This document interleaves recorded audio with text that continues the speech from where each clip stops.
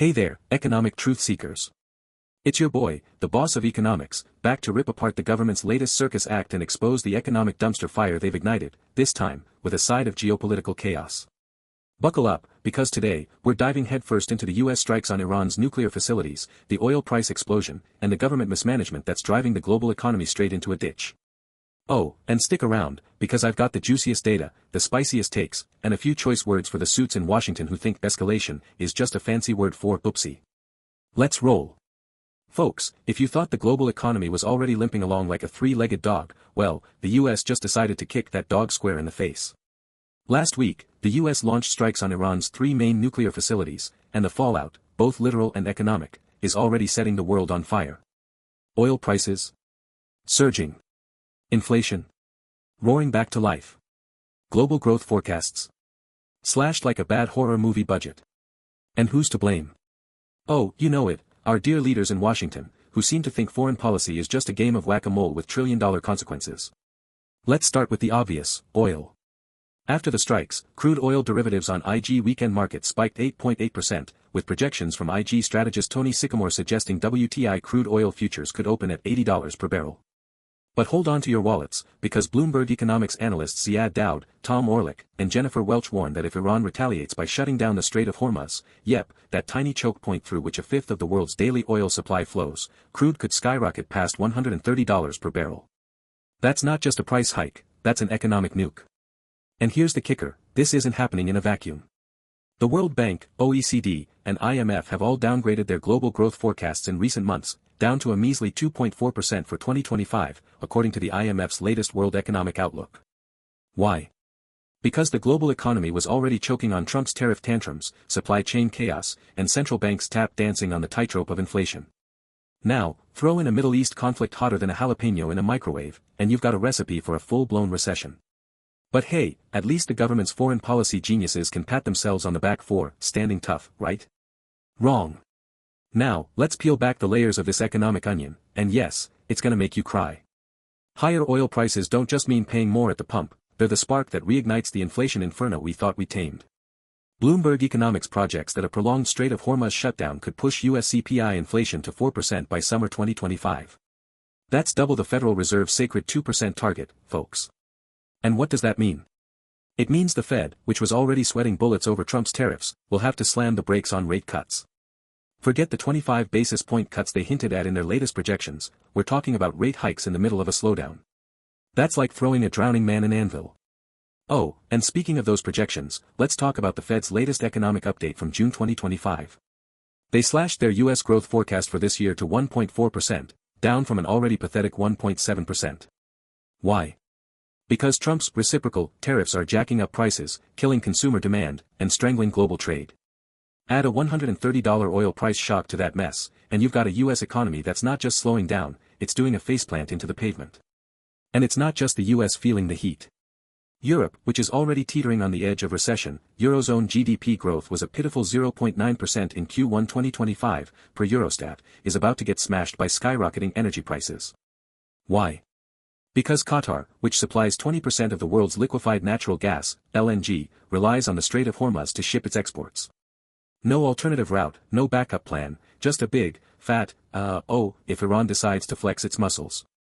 Bloomberg economics warns that European gas prices could double, pushing inflation through the roof and forcing the European Central Bank to choose between crushing consumers with higher rates or letting inflation run wild. Spoiler alert, either option is a disaster. Now, here's where the boss of economics gets real with you.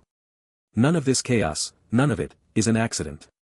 This is what happens when you let a bunch of trigger-happy bureaucrats and tariff-obsessed politicians play chess with the global economy. Let's break it down, shall we? First, the US strikes on Iran. Look, I get it, geopolitics is messy, and Iran's nuclear ambitions are a thorny issue. But did anyone in Washington stop to think, hey, maybe bombing a country that controls a fifth of the world's oil supply during a global economic slowdown isn't the brightest idea? Apparently not.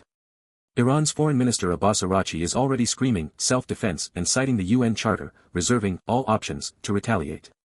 Translation, buckle up for escalation, because this ain't over. And who pays the price? You, me, and every poor sap trying to fill up their gas tank or heat their home. Second, Trump's tariffs. Oh, boy, where do I start? These so-called reciprocal levies, set to escalate in the coming weeks, are already projected to shave 0.5% off U.S. GDP in 2025, according to the Peterson Institute for International Economics. And that's before you factor in the oil price shock.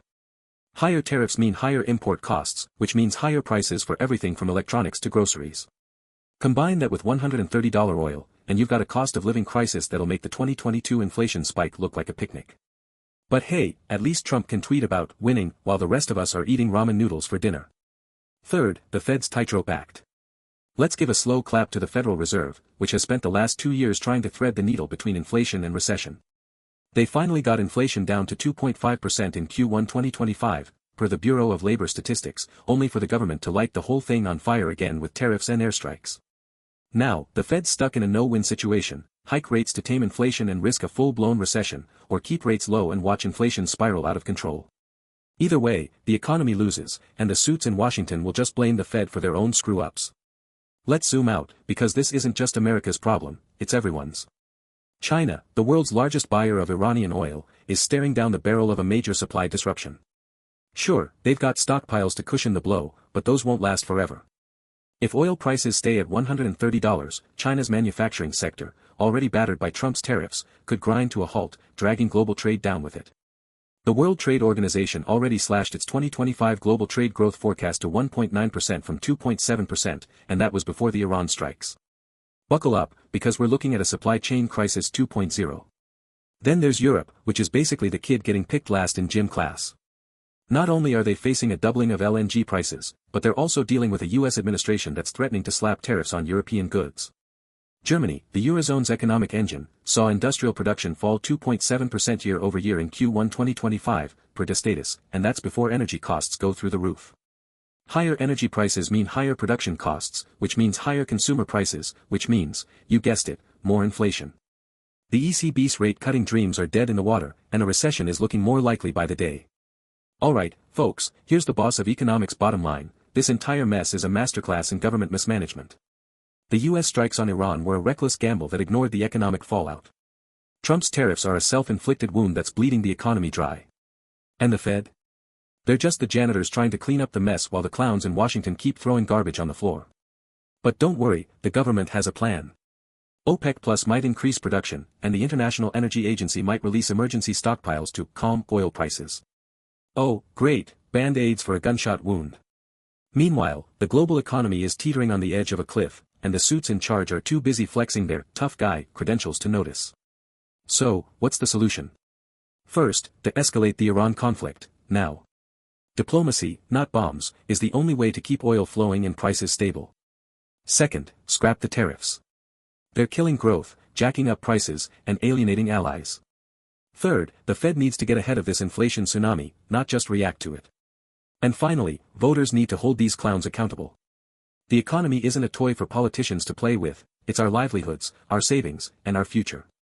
Alright, economic warriors, that's all for today's episode of Boss Economics World. We've exposed the government's latest blunders, broken down the data, and given you the tools to see through the BS.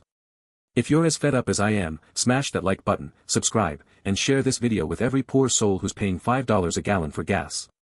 And hey, sound off in the comments: should we bomb first and think later, or is it time to fire the clowns running the show?